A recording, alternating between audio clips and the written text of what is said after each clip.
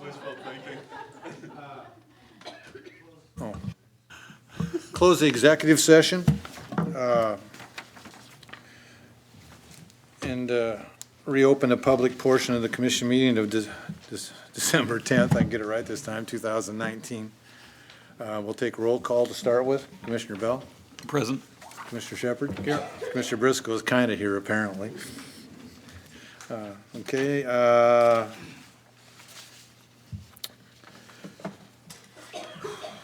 We're going to do I think we'll do a public comment period first here. Do we have any speakers today? We do. We have one. Sue Min? Is she here, Sue? I'm not reading the last name. It's Ming. Ming? Okay. I know you're looking for the Petite Oriental, but okay. I'm speaking to action item number 4 on your agenda. Okay, could you please state your name and address, please? Sue Ming at Shoreview Condominiums on 1014 11th Street. Thank you. Number 105. This letter is submitted as a request for a public meeting to address the changes made to the proposed development plan on the 801 Harris Avenue site. The original plan has been altered considerably from the plan proposed at the last public hearing. The negative impact to the surrounding neighborhood and to the butters has not been addressed.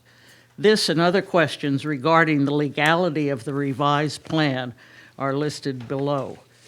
1, no public hearing has been held on the new proposed project design. There has been no opportunity provided for public forum for feedback by the South Hill Neighborhood Association, the Fairhaven neighborhood, or the general and public. 2, the geotech information that was the impetus for the dramatic change of plans has not been offered or as yet supplied either to myself or to the affected parties. What specifically within that report triggered such a dramatic change in the location, elevation, and increase in project profitability? 3, these serious design changes impact many property owners' line of sight by the height increase of Building B and creates a zoning precedent that going forward could have a damaging effect on future development in this environmentally, economically, and socially sensitive area. The entire Bellingham shoreline contiguous to this project may be affected by this precedent. 4, a clarification of the zoning term work, live, loss as it pertains to the design and use of the units proposed in Building A and B. 5, what is the residential underlying density for an industrial zone as it pertains to the work-live studio? Or are these units simply condominiums? When was the project zoned industrial, or the subject property zoned industrial?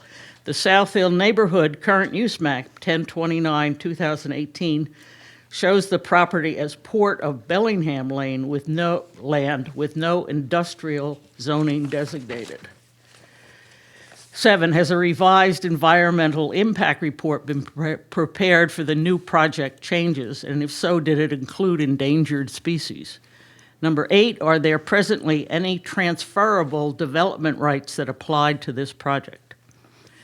In closing, please bear in mind that the original proposal was generally accepted by all related parties, and we would like to see it implemented as close to the original 6/12/2016 Exhibit C preliminary drawing as proposed. However, the new revised plan will meet with considerable resistance with all means available. And this was written by Dan Grosbeck in apartment 103. He happens to be my neighbor. Okay. Thank you. Thank you. Any other public comment or anyone who wants to speak at this time that hasn't signed up? Okay, none being said, I'm going to read our meetings schedule. The MAC Committee, Marine Advisory Committee, will meet Tuesday, January 14th, 2020, at 6 PM in the Commission Chambers, Harbor Center Building, 1801 Roder Avenue, Bellingham, which is where we're at now. The TAC, Technical Airport Advisory Committee, will meet Thursday, January 16th, 2020, at 9:30 a.m. in the ARF Conference Room at 2005 West Bakerview Road, Bellingham International Airport. The BIAC Committee, the Bellingham International Airport Advisory Committee, will meet Thursday, January 16th, 2020, at 5 p.m. at the ARF Conference Room, 2005 West Bakerview Road, Bellingham International Airport. With that, we'll move to the consent agenda. And A motion to approve the consent agenda items A through P. Commissioner Shepard, any questions? I don't have any at this time. Commissioner Bell, any questions? All mine were answered, thank you. Okay, I have a couple. On C, are the two people listed on this paperwork agreeing to this change? Yes, we are. Both of you are? Both of you are, both of, Sarah's not here, she's actually working. okay, but both of you are good with this? Yes. Okay, I'd like to make sure before we tell people this is what you're doing. I would like to pull item J for discussion, if we want to go ahead and pass this, or unless we want to sit through the discussion and then pass it afterwards. It'll be a short one probably, but it'll be short. Okay. There you are. So my question is on the rates for the boathouse. I see the supply and demand note in there, and I'm not one that likes to see things go up just because a lot of people want to use the building. To me, it's a public building, and everybody, regardless of their wealth situation or stature, so to speak, should be able to access it somehow. The thing that jumps out to me, and maybe I'm reading this wrong, and the Squalicum Boathouse rates, we're going to go to no off-season rates, and we were going to move to the peak season rates. Is that correct? That's correct. Well, on the one in particular that really kind of slapped me was the full-day rate at Saturday is $1,100 in the off-season, and it's going to jump $800 to $1,900. That kind of gives me heartburn. Yeah, I understand exactly that question.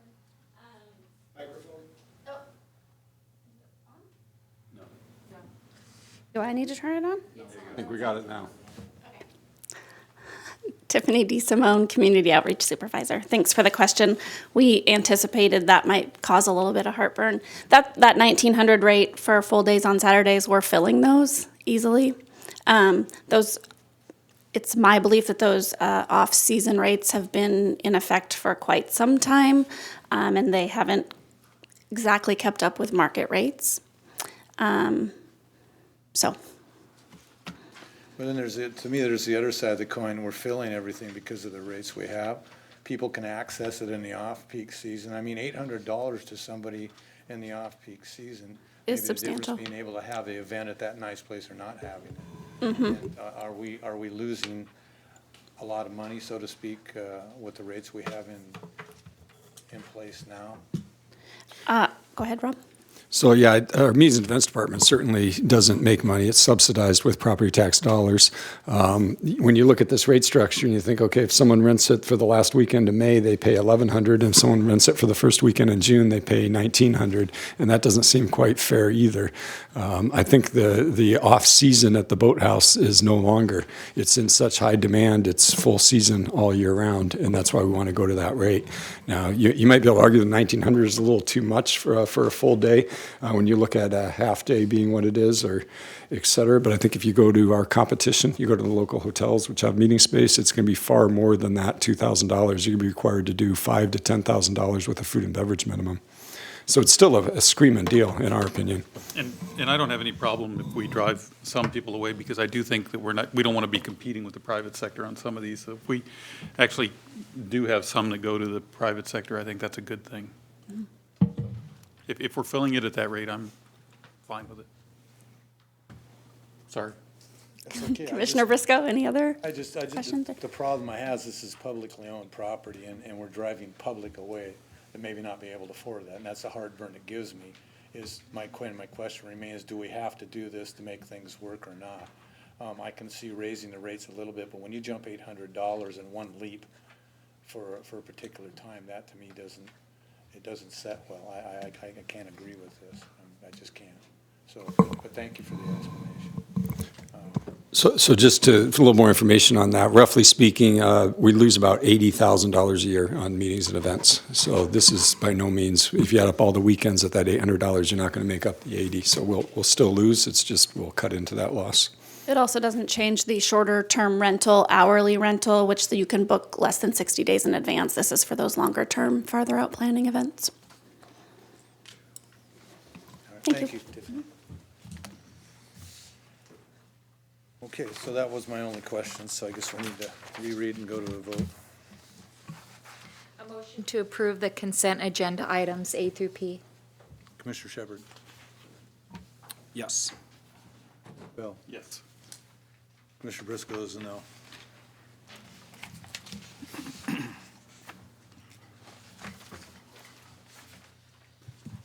So just a point of order on that, you're just a no for that one item. Yes. I'm pretty sure then we probably should pull that Yeah, item. I think from the so. agenda. I think we need to redo that, so, yeah. We'll just do that one separate. Okay. A motion to approve the consent agenda items A through I and K through P. Okay. Commissioner Shepard? Yes. Commissioner Bell? Again, Commissioner Briscoe is yes.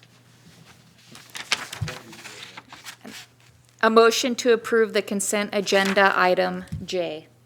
Commissioner Shepard? Yes. Commissioner Bell? yes. Commissioner Briscoe is no. On to our citing stuff. Where are we at here? Which page? Did I miss a page? How come they get to go home? What's up, everybody's deserting us or what? We cleared out. It's December. Please, Kyle. Evening, Commissioners. My name is Kyle Randolph. I'm the Harbor Master for Squalicum Harbor.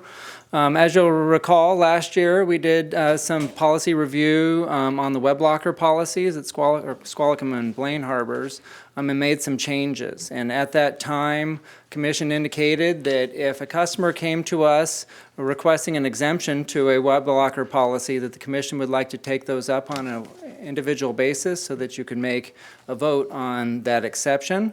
Today, we do have one such exception. We have an individual that has sold his commercial fishing business. He's a longtime Bellingham commercial fisherman that has sold the entire business, the boat, the permits, the gear, everything, and is requesting two exceptions to the rules. One is to be able to allow the web locker to transfer into the name of the individual purchasing the business. And the second thing is to waive the ongoing documentation process that requires that a web locker tenant either live in Whatcom County or bring their vessel to the harbor at least 3 months a year. So I believe you've already received a letter from Mr. Evich, but Mr. Evich is here right now. Tom Evich, he's the seller of the business, and he would like to say a few words, and will be available for any questions you have. Well, excuse me, first of all, thank you for this opportunity. I actually agree with this policy. I hope you read what I wrote, and so I'm just going to be here for questions. It understands like you have a, Could okay. you please name and address, Tom, please, for the record? Tom Evich, 2051 North Shore Road in Bellingham. I guess I have a question. Did you read what I wrote? Oh, Okay. yes, yes, I did. All right, Yeah. okay. If you could go ahead and summarize for us, I think because the public didn't get to read the letter, it would be helpful if you summarized your position. Okay, in summary, that boat is based in Alaska. It participates, when I was operating 9 months out of the year, it's probably closer to 10 months. The reason Mike and Alex aren't here with me tonight is they're running the boat down Shelikof Strait right now. So because there's a partnership, that boat's going to need to be more busy. What that locker is used for is basically a staging area. In my letter, I went into history of what we did with it, never mind that. It's a staging area. What they do, what I did is you go around Bellingham and you buy, filters at Tri-County, you go up and buy parts and pieces at hardware sales, you go to LFS, buy fishing gear, and over a period of a couple, 3 weeks, you stage everything in that locker.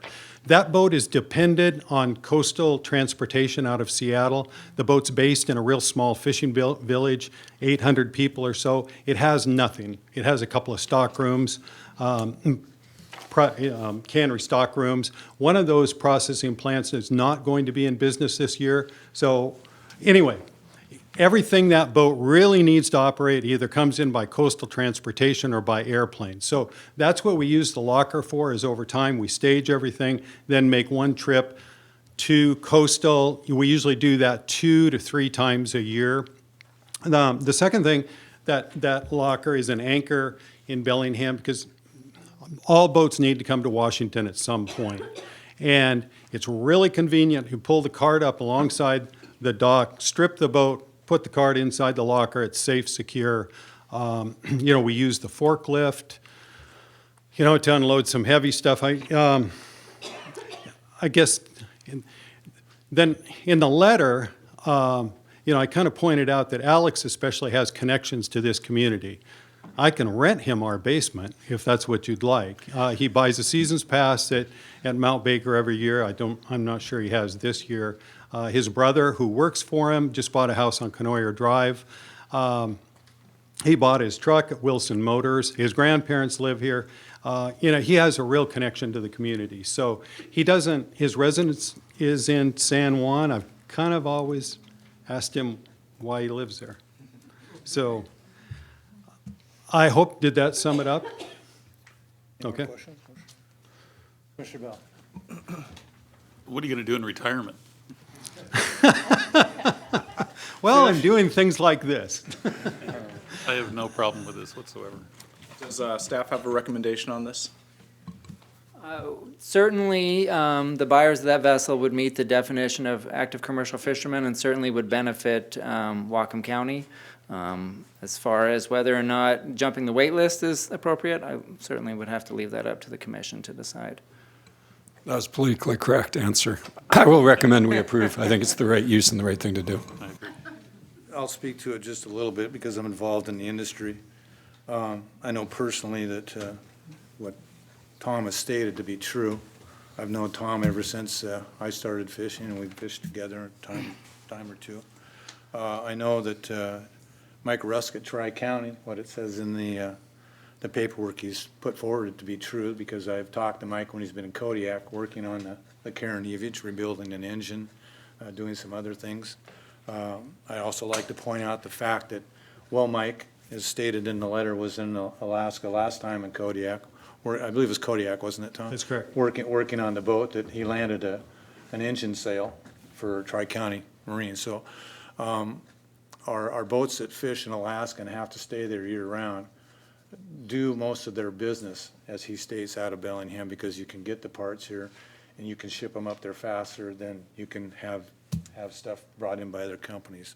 So the boat has been home ported out of Bellingham ever since it was built. And with the connections, family connections that the owner has now in Whatcom County, I'm comfortable that this boat will bring good commerce, continue to bring good commerce to not only our harbor but our city. So anything you'd like to add further, Tom? No, thank you. And Mike did get that sale? Said he did. Oh, good. I talked to him yesterday, unless I heard him wrong. Okay. Yesterday.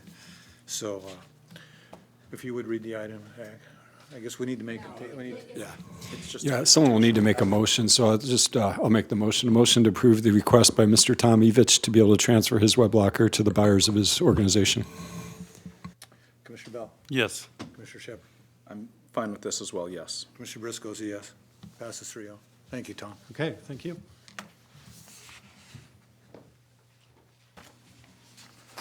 Ooh, now we're getting to the good stuff.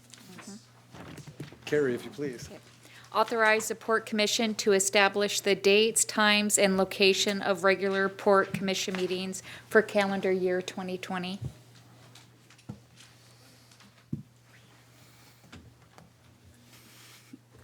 Well, what are we going to do here, gentlemen? You have any comments, Mr. or Commissioner Shepherd or Commissioner Bell? Which ones? I'm having a tough time tonight. I don't care, Mr. Briscoe. Nice one. I have no comments other than, I already forgot that we moved that meeting to Wednesday in January, so that was my issue with that, and somebody had to remind me. So you're not the only one. I think we were going to each send you a calendar reminder. You were, and just for the record, somebody should have given me a heads up before. I didn't get calendar. That's okay, we're winging it. Just, can I, for the benefit of the public, talk about what the dates are? Yes. So we're on the first and third Tuesday of every month, except for January, which will be the first Tuesday, and then Wednesday, the 22nd. Every other month, first and third Tuesday, until you get to July, where we only have one meeting, which will be on Tuesday, the 14th, which is the second Tuesday. And then August will also be one meeting, which is the 11th, also the second Tuesday. And then December only has one meeting, which will be the 8th, the second Tuesday. So that's your summary. Yeah, I didn't get that Yeah. calendar. Okay. No. You want mine? So I've got a request for July. Go ahead. I'd like to move the meeting from the 14th to the 21st, if no one has a conflict. I'm going to be out of town on the 14th and would rather not participate from the cloud if possible. And given that there are there's still an additional week before the end of the month, that would be my preference. So which one would that be? Moving from July 14th to the 21st. It's not on here, this isn't the one either. Oh, there it is. 14th to the 21st. That's the only one we're doing in July, correct? Yes, there's only one in July. So we're going to the 21st. You gonna send me a reminder? Yes. I don't have an issue with that because I'm not here anyway. I don't. You won't be here? I'll be out of town. Okay. Will you be here the week before? You'll be flying solo, dude.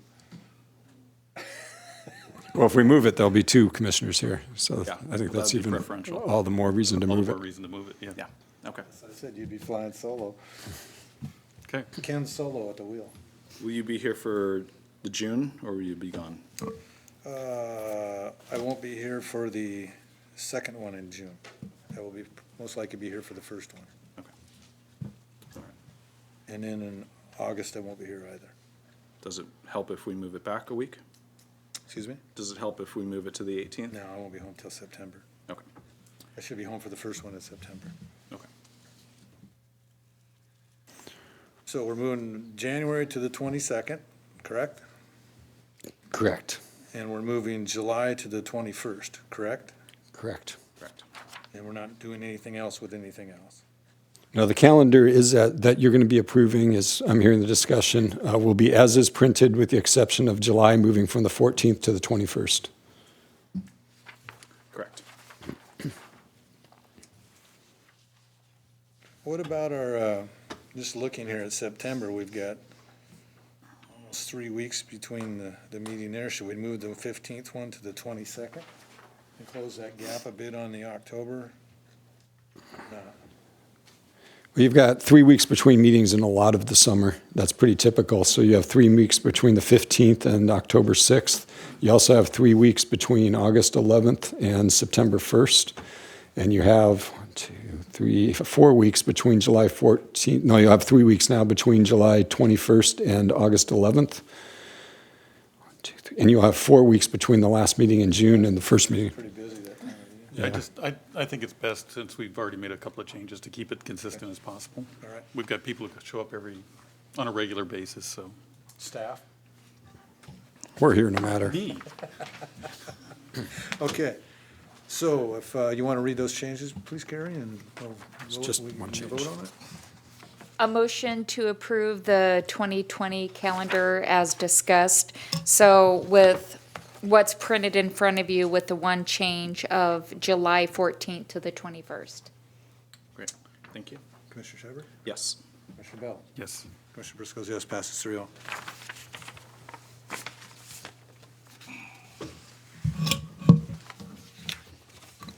Your, I think your body might be inhabited by an extraterrestrial tonight. Just saying, the way you've been working this. Are you ready? I'm a little worried now about the next item, which is a discussion amongst the commissioners about your chairs for the next year. Okay. I got the head start, I got the gavel.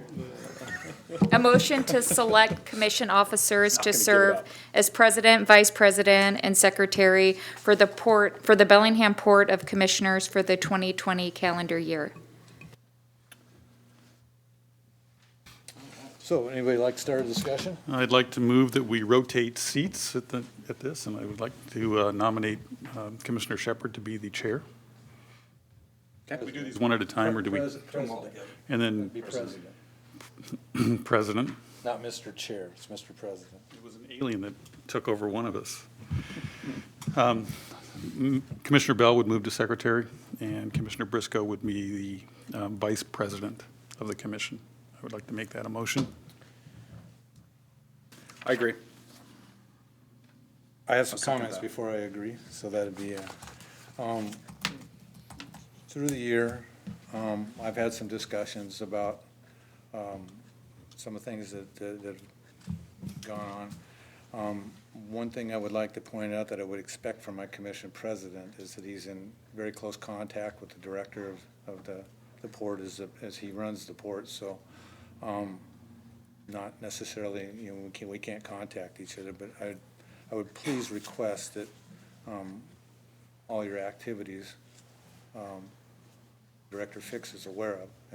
As I've been commission president, that is what I've done, because I feel that Director Fix's job is to run the port, and if he doesn't know what we're doing, that impedes his job.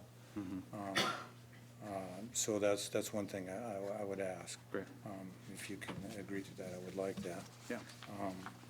The other thing that I would like to, as the acting president now, I would like to remind both my fellow commissioners is that when we go out to public meetings or whatever, when we speak, people take to heart that we're speaking for the commission, we're speaking for the port, even though we're one. So, and I would like to be comfortable and know that my president, when he speaks, is thinking of what all three of us feel versus what the personal opinion is. And please give the position of the commission and unless stated that this is a personal opinion. So I would ask that.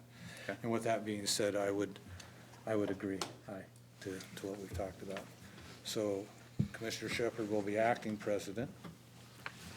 Commissioner Bell will be vice president. Secretary. Or your secretary? I'm currently the vice president.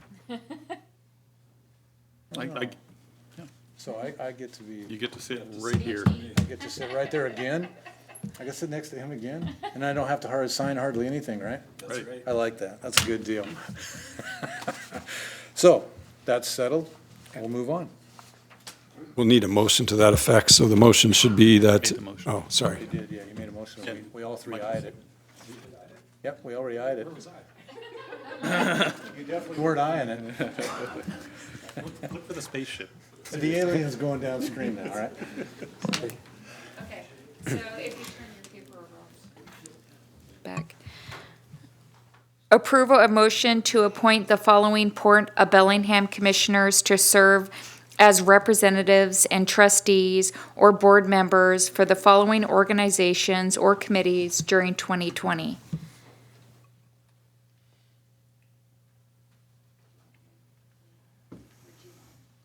That was on, I didn't follow.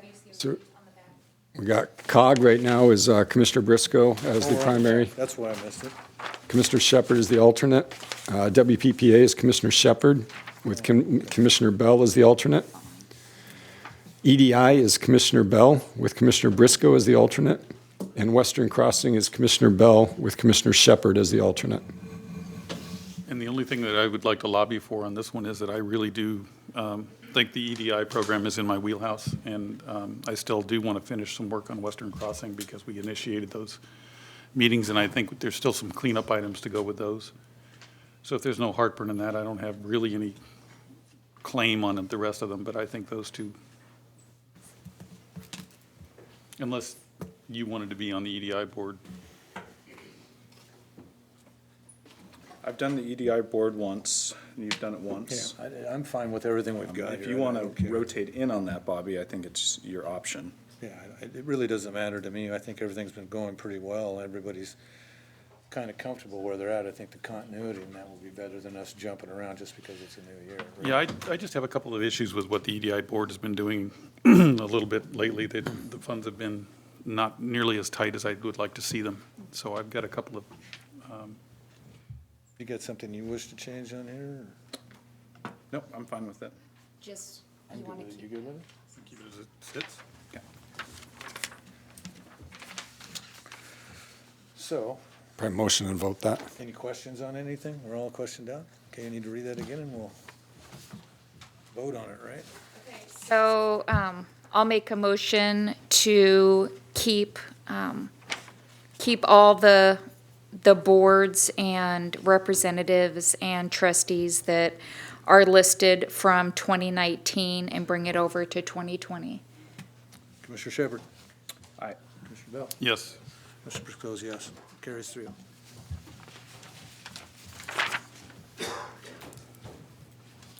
Motion by the Port Commission to approve a modification of airport hotel lease between the Port and Bellingham High LLC. Good afternoon, Commissioners. Marie Duckworth, Airport Operations Manager. Good evening, Commissioners. Noah Carlson, Property Manager. This action pertains to the modification of lease between the Port of Bellingham and Bellingham High LLC, also known as the Holiday Inn and Suites in Bellingham. I would like to take an opportunity to introduce Dan Mitzel, who is the managing member of the hotel. He and Shirley McFerrin, our Director of Real Estate, negotiated the initial lease in 2013. Hi, Dan. Hi. Did you have anything you'd like to say, Dan? Well, just thank staff for working on this with myself and my partners. I'm the managing member of Bellingham HI LLC. I never thought about calling it High, Hi's, but my apologies. that's maybe a better name. But we've been involved up there now since we answered the RFP back in, I believe it was 2013. So it's been quite some time that we've been involved with the port, and it's been a great relationship. We have more property there than we need, based on the reality of where the business levels are and what's going on with the airport and the amount of traffic at the airport and the amount of business that we're receiving from being located next to the airport. So I think it's a win-win for us to essentially reduce our leased area and for the port to be able to put in their rental car return facility on that land that is kind of southwest of our building. That was actually added on to our original lease because we believed that with the amount of conference space we had and the potential for a state park and fly program, that we would need extra parking. Turns out that we don't. And so we appreciate the port's willingness to take a serious look at basically reducing our leased area by about 32,000 square feet. And I think it being utilized as the rental car return facility location is good for us because it'll get more people near our hotel and using the facility, using the restaurant. And so, like I said, I think it's a win-win. Available for any questions you may have. Mr. Shepard? I just had a question on the base rate is modified to $10 a square foot. What was the previous? It is $12 per square foot, so we'll be reducing it to $10. That was my only question. I think staff did some good creative thinking on this, and I appreciate us being able to move forward that other project as well. Commissioner Bell? Wish you well. Thank you. As I do. I don't have any questions either. Appreciate the support. Appreciate your patience. Well, Dan kind of did my presentation for me, so thank you, Dan. So if there's any additional questions, I'm happy to answer, but Any further questions? that's where we're at. Commissioner Bell? Do you feel cheated? No? A little bit. I kind of worked hard on this. I have no questions. Another time. I have no questions either. We'll Thank talk you. later. Thank you. Carrie, if you would.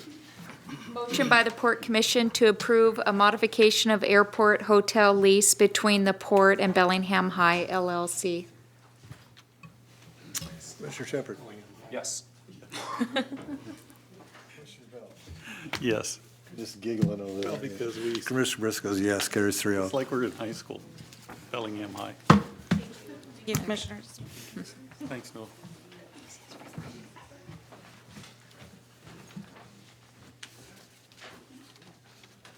Motion by the Port Commission to approve a Fourth Amendment to option agreement to lease real property to Fairhaven Work Studios LLC. Thank you, Carrie. Good afternoon, Commissioners. Terry Leahy, Real Estate Manager, Property Manager, sorry. I just want to introduce Debbie Turk here, who's from Fairhaven Work Studios. Should you have any questions later in, at the end of my presentation regarding the project. Just a bit of background. In October of 2016, the Port and Fairhaven Work Studios entered into an option agreement to lease about 1.5 acres of property north of Fairhaven Marine Industrial Park. Since that date, the option agreement has been renewed a few times and currently is set to expire at the end of this year. During the time that's passed, Fairhaven Work Studios have been completing their due diligence. They've done numerous studies on the property, including geological tests, utility locates, stormwater, archaeological studies, and environmental studies. They have been working with the City of Bellingham, and they have had a public comment period, and the City of Bellingham has received public comments regarding the proposal. They're very close to finalizing the design, but have requested an additional 6 months to be able to complete that. Which is in front of you as the Fourth Amendment to the option agreement, which is the 6 month, which will give them through June 30th of 2020 to finalize the design and then enter into a lease agreement with the port. If you have any questions, I'm happy to address them. I do want to mention that the height requirements, SEPA, EIS, all these other requirements that have been mentioned in the past, they're all governed by the city. We're not the regulatory agency who govern those. And we certainly recommend approval of this modification, this amendment, sorry. Commissioner Shepherd? Yeah, what's the rationale for reducing the monthly? They have spent a considerable amount of money trying to develop the site and investigating it. We have received over 55,000 over the past few years, and we think this is a fair adjustment for them to give them another 6 months at the reduced rate. Just to clarify, we're just reducing the option monthly. It's not any ongoing reduction after that 6 months. Correct. Thank you. Is this something that's come up with other entities that we've had options with where things go long on the permitting, things go long on the other requirements, and we've renegotiated that end price? I don't recall renegotiating the price in the past on options. However, we certainly do negotiate. I mean, any amendments or modifications to options, yes, it's a negotiated agreement that we come up with, yes. Didn't we reduce Blaine back when they had an option? We gave them an additional period of time. So yeah, there is precedent for doing that. We did that, I don't know, it's probably 8 years ago or so. Thank you, Rob. Sorry about the... And for Ms. Mink's comment and her public testimony, from what I see in here is that part of the extension is to address public comment. And so I hope that you're able to get the answers to your questions that you were looking for, and please let us know if you're not able to get those satisfactorily. Sure. Commissioner Bell? Yeah, I think there are a lot of people in this room that can sympathize with things taking longer with the city of Bellingham than they normally would, so I could speak to one piece of the concerns on the height of the building B that's been mentioned. Sure, could you just wait a moment, let Commissioner Bell finish his statement, please? No, go ahead, I'll defer. So Debbie Turk with Blossom Management at 112 Ohio Street, Suite 102. And precisely because of the height issue that was mentioned on many occasions, we have our team, design team, redrawing the back building, and it has been reduced by 17 feet. So we've removed an entire story as well as the mezzanine. So the architects and engineers are trying to run through the access, the grading, and how we've had to redesign that back building. And then we'll redo a pro forma, and hopefully this will be completed by the end of the year. Then these new drawings will be resubmitted to the city. Steve Sundin will get them, and they'll be available for everybody publicly to view at that time. And then at that point, you know, once everything's been ironed out, we can get more comments back then. Thank you. So that, let me summarize, in summary, we've reduced the building, the back building a level. Yeah, so that's also then reduces the income on the project. So we have to Right. redo another pro forma on the project and try to see if it's even Right. viable. So, and, you know, we started with 1.5 acre and then realized we actually can't build on half of the property. So that's why the buildings are positioned back the way they are, because we dug down in some spots 30 feet and never hit rock. So it's a challenging site. Okay. Thank you. Commissioner Bell, continue, please. You were awful better off before you said that, because I was going to vote in favor, but now you just said that you're not certain that the pro forma is going to pencil. Have you already done that pro forma? Yeah, Booz, our project manager, is doing that now. So before Ken left town, we had the numbers crunched, so. You know that you are moving forward. Oh, yeah, we want to do the project for sure. We want you to do the project. Yes. So Yeah, I we're didn't very like- excited for the I didn't like what I project. heard about the uncertainty of the pro forma not maybe penciling out. Well, no, I mean, we just have to, you know, crunch it tighter with, you know, windows, select much more detail. But you're okay. Yes, yes, absolutely. My answer is yes. Anything further? I'm done. My answer is yes. So I want to clarify what you said about the performance. So you're crunching numbers right now to see if this works. Well, once we have it all redesigned, we have to just, you know, Right. do your homework one more time, make sure everything pencils, because we had it done for the previous project, so now you have to just update everything. Right. But you're not through that process yet. Well, on a global scale, but not on a micro scale. So we haven't gotten to move that far forward yet. So that's where you're picking hardware, you're picking, you know, what type of windows. So now that we're getting closer to the end line of the project, we're able to take it to a new level. Are you confident that it's going to meet the performance requirements to invest in this project? At this point, to the best of my knowledge, it should. I think we found all the hidden surprises. Okay. All right, thank you. Any more questions, Commissioner Shepherd? So for that building height, go back over the rationale for reducing that building height. Public concern, comments, and it just looks better for the site. Okay. So that wasn't necessarily based on the geotechnical specs, that was based on the comments you Public- received? Yeah, public comments. Yeah, pedestrian access and safety and the height, building height, were the two most common issues. Really, the only two. Okay. Any further questions? Further questions? Please, Gary. Motion by the Port Commission to approve a Fourth Amendment to option agreement to lease real property to Fairhaven Work Studio LLC. Commissioner Shepherd? Yes. Commissioner Bell? Please. My answer is yes. Commissioner Briscoe's yes. Gary Surreal? Before we move from Ms. Turk, I want to point out that her son Talis is a very proficient rider of the pump track and is a blast to watch, so. And I'd like to point out, is it Mrs. Ming or Miss Ming? Does this address some of your concerns with the height dropping down? I think that should suffice. It won't be in the view. Without going back to our figures that we've come up with. Okay. This is the first time I've heard about that.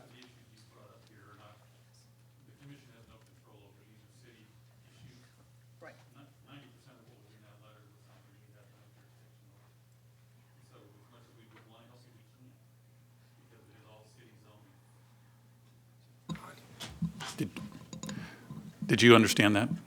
That the city controls most of what you wrote in that letter to us? The zoning issues, all of that, all of those requirements are not port issues that we can address. So we have no jurisdiction over those, and those need to be addressed elsewhere. So just. And we are doing that. Okay.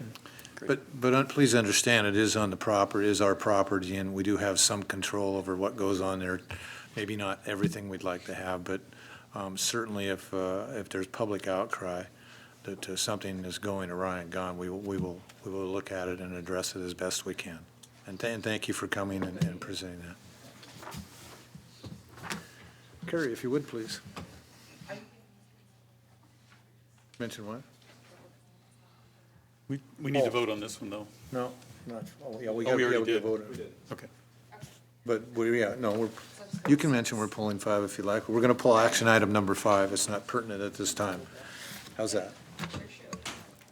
You guys keep talking. I'm getting a little worried because I have 7:30 and we're cooking through this. We got a board going on this? Yeah, they got Authorize executive director to enter into a loan and grant agreement with the Community Economic Revitalization Board, CERB, for the construction of Segment 1 in the amount of $1,168,782. Good evening, Commissioners, Executive Fix. So I come before you bearing good news, money. So this is, don't get scared by slides, it's only a couple slides. But so what we're asking is that we did receive what I call our final piece of funding from the CURB board. And so just as a refresher, I just wanted to show you again the first segment that we are funding, which was identified by our feasibility study that we did in 2018. And so what we did is we received some money from EDI, 100% loan, 100% grant. And then the other piece of funding we received from CURB. And then the last piece is the port, which is the matching dollars for the EDI and then matching dollars for the CURB grant. So with this, we are at this point what I consider fully funding to do construction for Segment 1. So that's what I'm asking for you guys to approve this evening. And then I just wanted to take this opportunity to say, okay, we have our money, our funding, what's next? And so just quickly, we have done a RFPS for our engineering who will do our pole designs, our right-of-ways, do our permitting. And so that is an essential stage that we need to begin getting our lease agreements with PSE, with getting our right-of-way with WashDOT. I've been in conversation with both them and also the city of Bellingham. So those are things that have been in motion. And those are really good partnerships. They are also excited about this project as well. And then we are still looking for future funding because, just one segment alone just is not going to do it. We have designed a whole network. So the latest development is that we have the governor's broadband office, and also the CURB is no longer going to do loans for construction, especially when it comes to economic development. They're going to be really looking at unserved, underserved, and economic development. CURB is just going to be doing mostly kind of the super unserved. So our funding is going to be switched over to the Public Works. And I've been in conversation with both of them. The broadband has Russ Elliott, and I met him and told him about our project. He's very excited, and so we're going to schedule for him to come up and meet with us in the near future so he can get a closer look at our project. And then I've also met with the Public Works Board, the director and the executive director of the Public Works Board about our projects, and they're currently holding hearings and stakeholder meetings about the rulemaking, which I have participated in, and again, that's very positive. So with that, just a little quick update and entertain any questions you guys might have. Mr. Shepherd. So tell me a little bit more. CURB is going to be switching their funding model to underserved regions of the state or underserved populations that they're recognizing? Populations, and they're not going to be receiving as much funds. In fact, we're unsure exactly how much funds they will receive in the next biennium, if any. So really, a chunk of the money will be given to the Public Works Board. Okay. And what about any of the federal funding with Department of Agriculture? Has there been any progress there? There hasn't, but I'm still in conversations. They have been getting a lot of, I don't want to say pressure, but input in the fact that their dollars could be used and stretched a little further if they kind of change the rules and policy.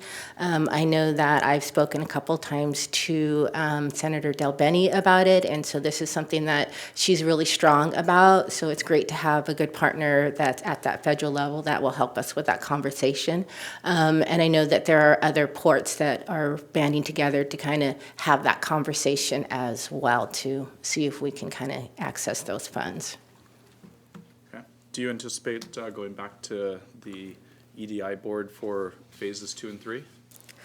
I personally would like to. I mean, it is a county-wide project. It's not just a port project or a state project. So I would like to go back to EDI. You know, they were great and they gave us 100% grant. So anticipation of it being 100% grant again, it's probably unlikely. But yes, I would like to request additional funding from them. And could you just put in context the costs for phase 2 and 3 compared to phase 1 for me? You had to get me out of I was like, I didn't have it memorized. But actually, so the next phases, I can go back to kind of give a little bit. So this one here is just slightly over $2 million. The other phases 2, which kind of goes up towards Nooksack over to Blaine, and then down is going to connect to the Lummi Nations Network, is about $2.6 million. And then we do have our third one, which is the one that goes all the way down Highway 9, and that one's just over $3 million, and that's because it's mostly underground. So overall, you're in the ballpark of about $8 million for the whole network. Great. Well, you guys have done great work in a short amount of time too, so thank you. Yeah, thank you. Commissioner Bell. Nope, it looks like Don and I have to make nice, though, with the EDI board. Please. But this is an economic driver, so we got that going for us. Yeah, we're just uncontrollable at some level. But yes, I'm in favor of this, if that's what you're asking. No, I asked if you had any questions. None. No, it's a great project for Whatcom County, and I'm glad the port can take the lead role in it. We're getting something done. People have been telling me for a year that we weren't going to be able to do this in this amount of time, and I says, well, Gina and Don are working on it, so I think it's probably going to happen. So I do have a question up towards Glacier. I see it's buried there. How far past Glacier do we go? Let me pull that back up. So we actually go approximately 2 miles outside of Glacier, so not extensively further out there, just because then you get into rural and there really isn't that many homes at all. You really kind of get into where the park is and then head off towards Mount Baker. So we end pretty close to right after the city of Glacier. It's only about a couple miles. Thank you. Other than that, I have no questions. So thank you, Gina. Yeah, thank you. Carrie, if you please. Sure. Authorize the executive director to enter into a loan and grant agreement with the Community Economic Revitalization Board, CERB, for the construction of Segment 1 in the amount of $1,168,782. Commissioner Bell. Yes. Commissioner Shepard. Yes. Commissioner Briscoe, yes. Carrie Suriel. Commission, if we were going to take a break, I think this would be a good time to do it. The next item, number 6, is the sub-area plan amendment. I might want some public testimony before that. And we know how long Brian can be. We're going to take, we're going to take a short 10-minute break, so we'll come back at 25 to 6. And we'll start with public comment.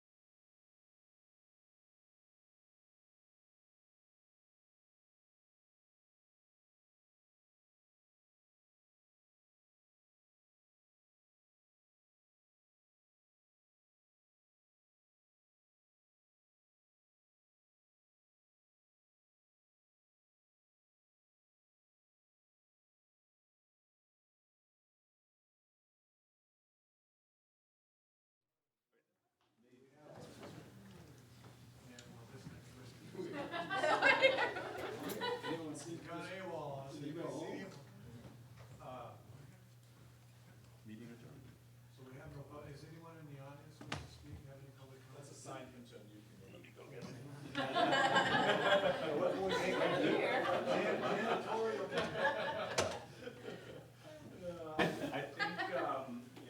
He's leaving. Is he out there again? Was he out there again looking? Is that where he's?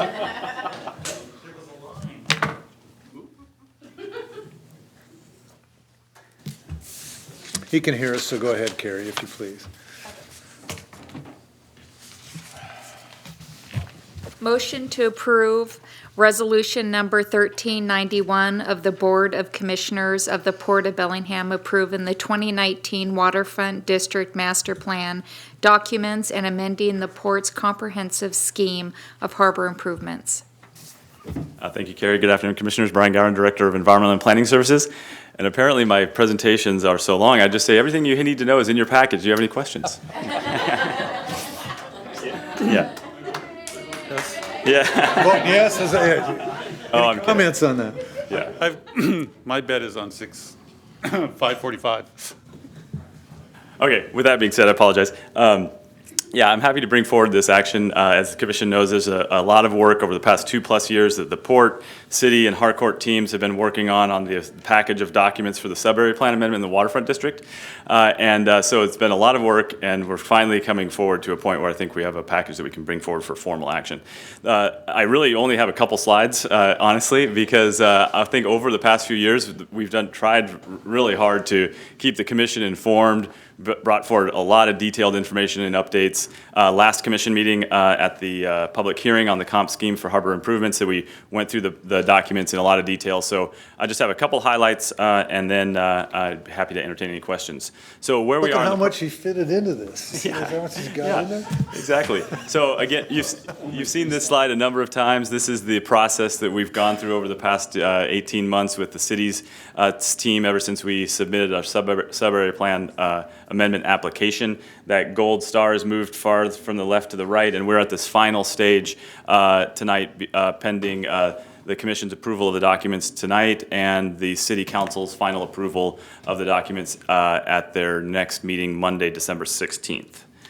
So really, what was in your Commission packet and mentioned in the resolution are a package of documents referred to as the 2019 Waterfront District Master Plan documents. And they include the revised sub-area plan, the Waterfront District Development Regulations, which are the city's development regulations that are applied to in this district, a modification to the development agreement, which is an agreement between the port and the city, as well as all of our successors in interest, which is includes Harcourt now that they have purchased property. So Harcourt is a signatory to the development agreement now, which are some of the land use vesting requirements. It also includes a recognition of the City of Bellingham's waterfront planned action ordinance, as well as the final agreement, which is the amended interlocal agreement for facilities, which is an agreement between the port and the city, which documents our obligations on how this will get built out, including who's going to do the environmental cleanup, how the parks will get built, the timing and schedule, how we'll dedicate property to the city for parks and rights of way and that sort of thing. And all of these are documents that were in place and based on our modifications to the sub-area plan have been amended to recognize those changes that we've talked about over the past couple of years. So this is a slide here that has a lot of words on it. I just want to show you a couple things. These were all included in the Commission packet. So through that year plus or 2 year plus process, only a few changes have come out from our original application, which to me says that we did a pretty good job on this. This includes recommendations from the Planning Commission, public input, and the City Council's work. So based on our work with the City Council, they had a couple of additional questions and comments, and that is reflected in these 5 bullet points that were also included in the Commission packet. And that's additional language that we have that was not in our original our application. Port staff feels like they're all manageable and recommend moving forward. But I did want to highlight a couple extra words that came out of the City Council's process from yesterday. So I wanted to let you know that the City Council has taken forward these same package of documents and unanimously approved them last night and yesterday with their first of 3 votes. So they had their first and second votes yesterday, approved all of the package of documents. with the exception of, or with a recommended 2 additional words, which Port staff also recommends that the commission, the Port Commission include. So on item 3 there, it was a statement in our implementation strategy that is regarding cultural facilities, and the existing language already said to work with Lummi Nation and Nooksack Indian tribal leaders to identify appropriate locations and facilitate the development of artwork, displays, and cultural facilities which feature Native American culture and history. During the city council process, they recommended some additional language to clarify how those might be operated, and the city and port staff came up with this underlined section that says, these may include projects developed and operated for public use, such as museums, heritage centers, etc., or facilities operated by tribal partners, such as offices and commercial space. Now, at last night's city council meeting, they requested 2 additional words that are in green there, just for clarity, that could be facilities owned or operated by tribal partners such as offices. And it seemed like it was a good clarification because it doesn't really matter to us. This is really an implementation strategy. If it works out that they could be owned and or operated by tribal partners, that seems like a fine clarification.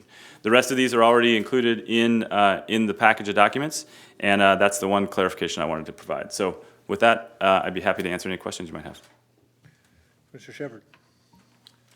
So were there, none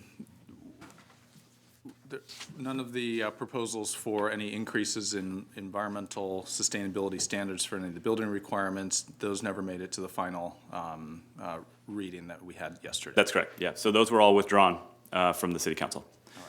This was the one and only change that came out of that discussion yesterday. And for me, you know, and that previous slide, if you wouldn't mind just backing up to the public engagement opportunities. Oh, yeah. When I look at this, I see that there's been a number of opportunities for the public to engage in this process, both with us, with the Planning Commission, and with the City Council. And that's really what we were looking for all along. Mm-hmm. As we're now moving to the next step, how do you think we're doing with engaging with the public to tell them what's going to happen next in terms of the build-out, what they should expect, what they can think about occurring with the build-out, and how they can provide input? Yeah, that's a really good question. I think we've been in this process, so we've been talking a little bit, but this has been the focus of our efforts. We do continually try to get information out about progress, working with the local media outlets, trying to work with community groups, really trying to highlight the projects that we are actively working on. I think we've also been working closely with Harcourt, and they've been ramping up their presence in Bellingham. We actually have a representative here, Des Dennehy from Harcourt's here as well. So we've really started to ramp that up. Harcourt has as well. They have a website, and their marketing agent at the Granary has done some community events, so they're taking the lead. As projects come forward, specific projects come forward to the city process, there's a public process associated with all of those, so we can piggyback on those and try to highlight that. So that's how I envision it, but any ideas that people have, we're always really are trying to get the word out. And the pump track has been, I think we all joke about it, but it has been a huge success. I mean, it's brought so many people down here. I hear about it all the time, so positive, and just doing additional interim uses down there, all the things that we can do just to get more and more people active on the site, and that's what we're going to try to continue to do over the next few years. Well, what I'd really like to see is our staff work with Harcourt's representatives and make sure that we get some of that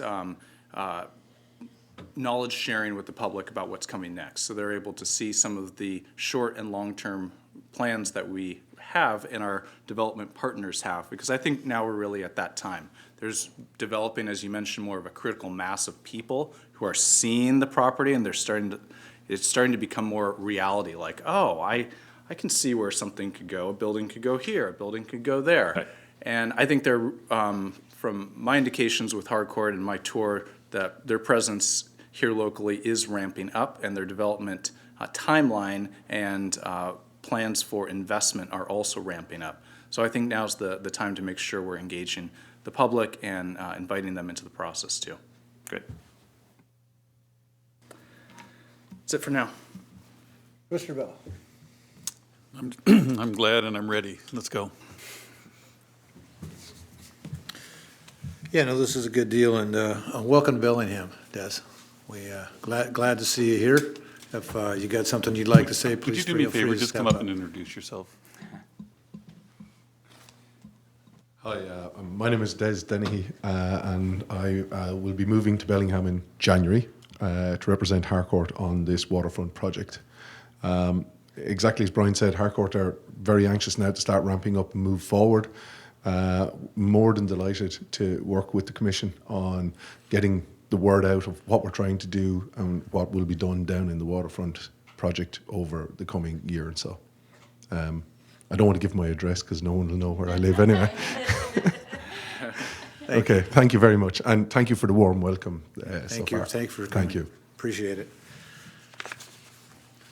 Anything further, gentlemen? Carrie, if you please.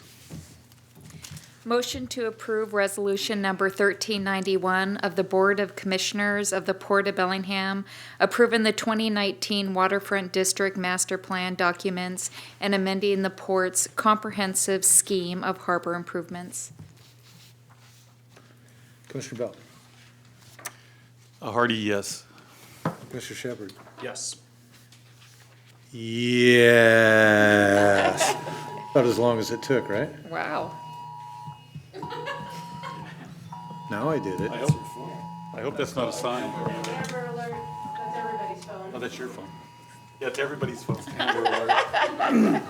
Mine's turned off. It can't be mine.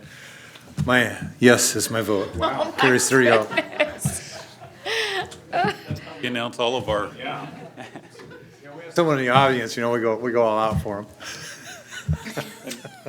And just in case you decide you might want to leave, I just wanted to say thank you both to Pat and to Pat, because I know they're going to be watching this, for bringing somebody of your caliber to this project. Very impressed with what you've done so far. Just talking to us was a big deal. So Pat and Pat, thank you. and welcome to Bellingham.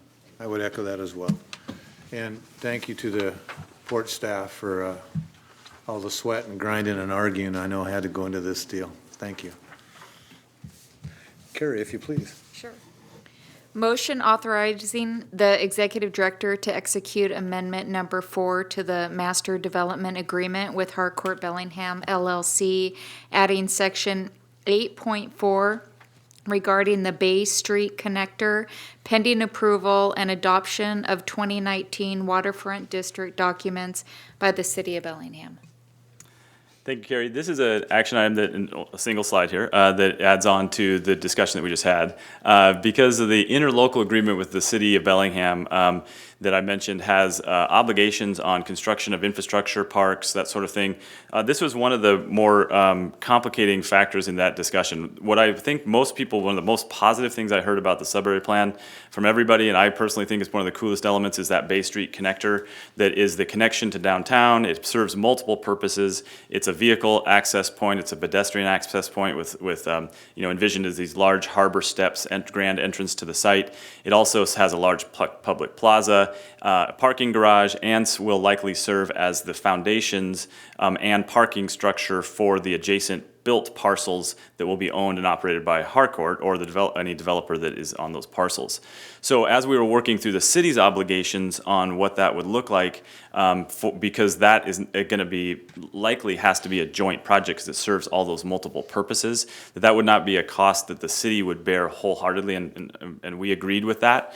But because it's so early in the conceptual phase, trying to line out exactly who's responsible for what when we don't know what the buildings are going to look like, the plaza and the entrance hasn't been designed. We came up with a solution that the Port, City, and Harcourt all agreed to, and that in the interlocal agreement that was just approved, there was similar language as what's in this Master Development Agreement amendment, which outlines a process for coming up with that at the time that's needed. So in these two agreements, all parties agreed to reasonably work together to design, develop, and construct this Bay Street connector. However, because we don't know what that's going to look like, and this is one of the things we tried to solve a hypothetical issue in the future with language that has some off-ramps. So what this does is it has similar language that's in the interlocal agreement. It addresses the Bay Street connector. And if the two parties between the Harcourt and the city cannot come to a reasonable agreement on how that would be done, we didn't want to be stuck as the port in the middle with no infrastructure and no developable parcels. So the off-ramp is that if they come to loggerheads and can't come to an agreement, then per this master development agreement, we can remove those two adjacent parcels from the master development agreement, which are the two gray parcels next to the P here at Bay Street, and put those out to the market on the same terms that the city was offering to Harcourt. So for example, if Harcourt says, we can't, the city's asking us to do way too much here. We can't do this. The market would never allow that. We would take that out and take those parcels out and say, we're gonna offer the same thing to the market. And if another developer said, we'll do that all day long, we'll know that well, Harcourt was maybe being unreasonable, and that's the process that'll move forward with this new developer. That's the risk they take. If we put it out to the market and nobody comes at all, we'll know the city was asking for way too much. This will then get rolled back into the master development agreement until the point that that can be reasonably negotiated. So this has been executed by Harcourt. They've agreed to this already. It's a signed document pending commission approval that will go into effect and amend the master development agreement for those provisions. With that, I'd be happy to answer any questions. Mr. Bell? Smart resolution. So I think it's a brilliant move. Don't give the.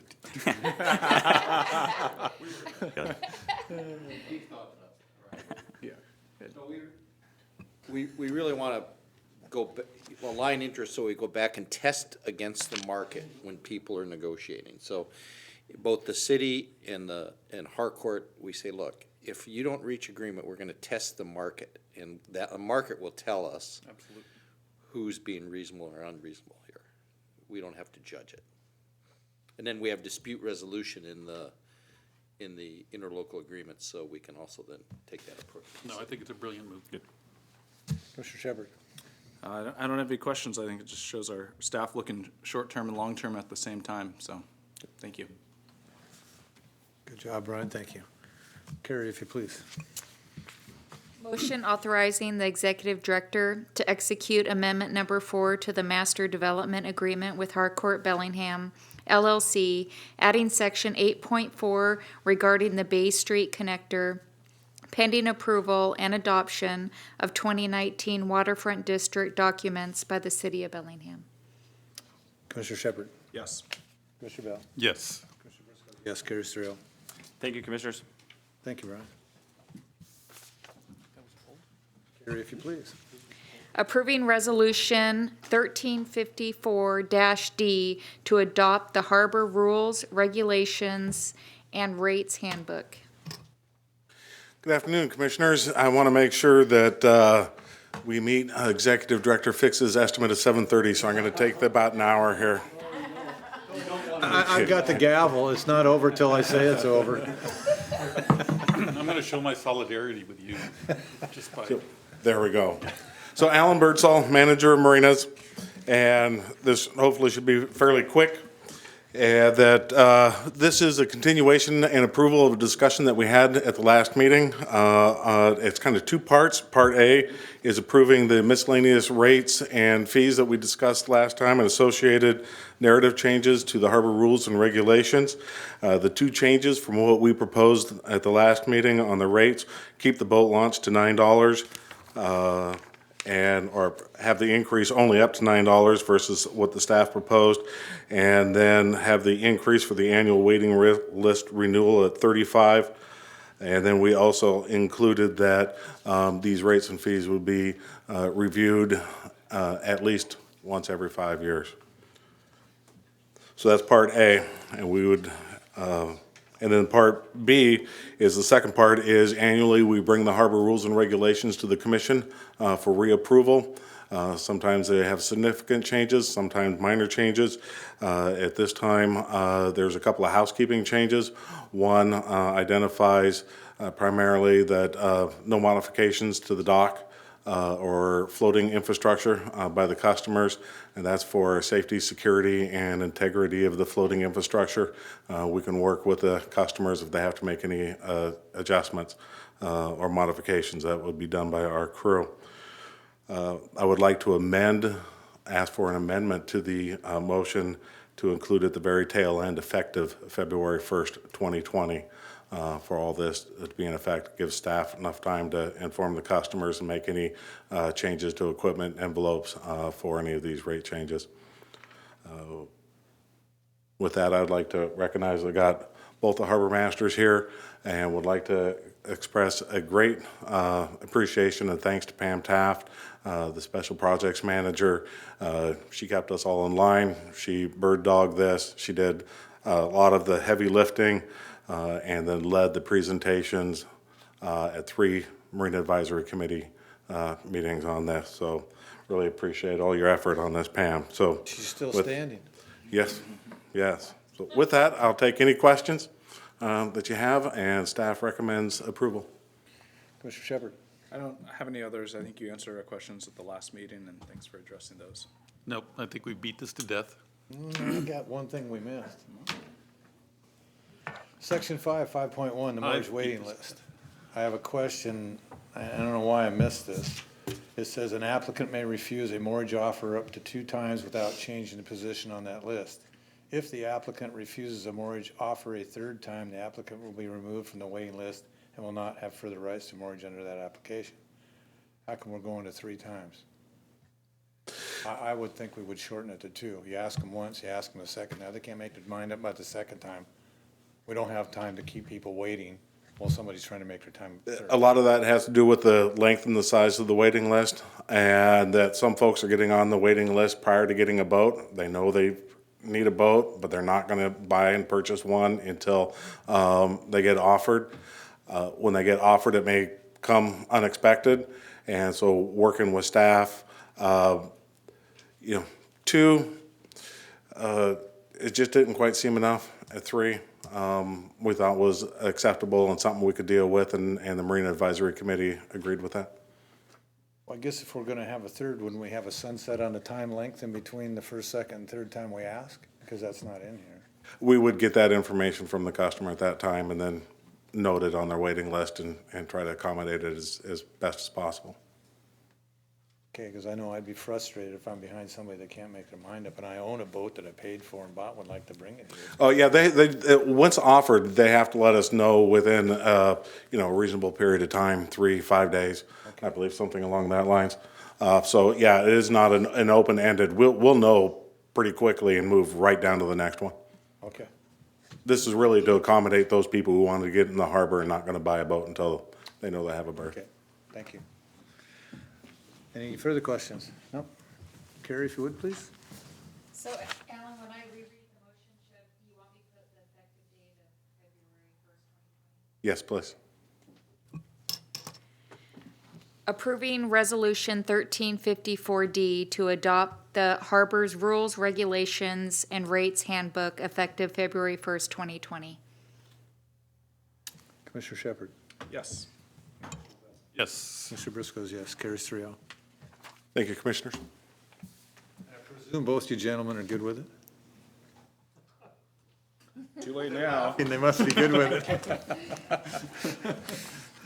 Okay, so we're going to recess the public meeting to open the Industrial Development Corporation IDC Board meeting. And we'll open that now. So Commissioners, just a brief recap, in 1981, the state of Washington passed laws allowing ports to create industrial development corporations. What happens is every year Congress allocates a gross dollar amount, the United States Congress, of tax-free industrial development financing. That's then allocated to states. Then it's further broken down to include some forms of student housing and industrial development, some other activities. So when the Industrial Development Corporation of the Port of Bellingham issues a revenue bond, it's in the name of the Port of Bellingham, but the port's not liable in any circumstance for the bond payments. Typically, they're large projects, they're underwritten by bond underwriters, and they're done through the Bank of New York. The port makes a slight profit on those because they charge a fee. That fee can be used to operate the Industrial Development Corporation, and then also it can be used to do growth management planning or economic development programs. So it could be transferred to the port to do those projects, the kind of excess money, and I think that's included here. We don't really see this much anymore because this is tax-free financing, and so when the interest rate's pretty low, there's not a lot of tax savings. These things tend to be used more when the interest rate's pretty high and the tax savings is differentially available. So there are other industrial development corporations. The state runs one. Many ports run them.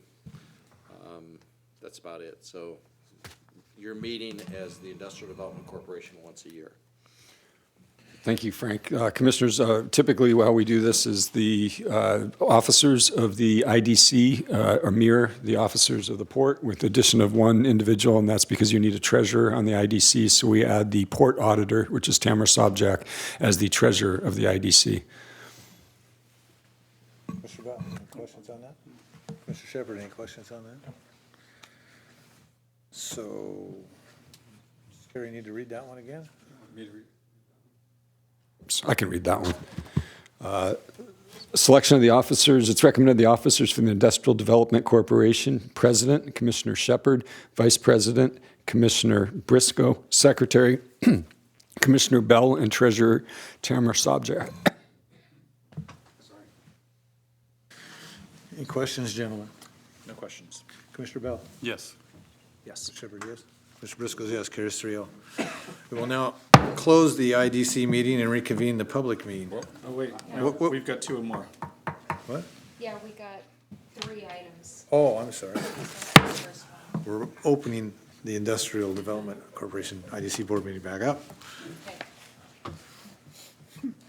The motion is to establish the date, time, and location of the IDC meetings for the 2020 calendar year. Commissioners, the motion would be to schedule those as needed. Do you need a second? I think we just throw the motion, you vote, yep. Mr. Shepherd? Aye.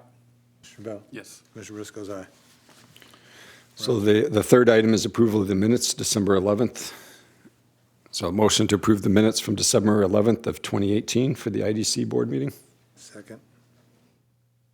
Commissioner Shepherd? Aye. Commissioner Bell? Yes. Mr. Briscoe's aye. And then the fourth item is to approve the budget from 2020 for the IDC, which was sent to you in your agenda packet. So a motion to approve the budget as presented. Mr. Shepherd? Aye. Mr. Bell? Yes. Mr. Briscoe's yes. Now we'll close the IDC meeting and reconvene the public meeting. Here, I was trying to make it shorter and get it done in one for you guys. Come on. Other business. Commissioner Shepherd? I don't have any. Really? Commissioner Bell? You gotta have something, come on. No, I just want to, again, say thanks to Pat and Pat for stepping to the table. That's really been important to me, and just carry that home. Thank you. I have no other business either. Wow. Never happened. That is never. I got some good news. The Bicycle Club, the Northwest Tune-Up, has received a grant from the city of Bellingham for tourism, and they will be putting on a bike festival on June. Cool. First weekend in June. I forget the date. First weekend in June, and because of the, I'm sorry? 6th, there we go. So June 5th and 6th will be a bike festival down on the waterfront. Because they got the grant, there will be bands, there will be nightly entertainment. It should be a big deal. Amazing. And we wrote a letter of support for that? Yes, commissioners, thank you for your letter of support for that. Oh, that's really great. And we may have a little bit of temporary refreshment down there. We may.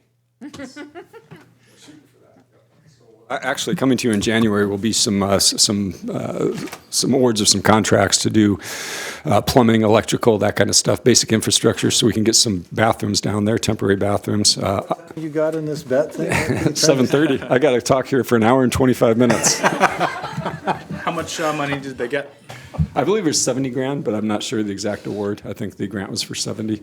So we'll be coming to you for a grass lawn area, and then the plumbing and the electrical for temporary bathrooms, and then get this container village going. So that's all been moving forward in the past couple of months. Good. So that's a similar grant to what CFEAS got to start them off, and this hopefully will become an annual festival. That's exactly correct, Commissioner Shepherd. Same money that Seafeast got. Seafeast is getting less and less of that money each year, although they're still getting, I believe, $30,000 for next year. But then this event is planned to be an annual event.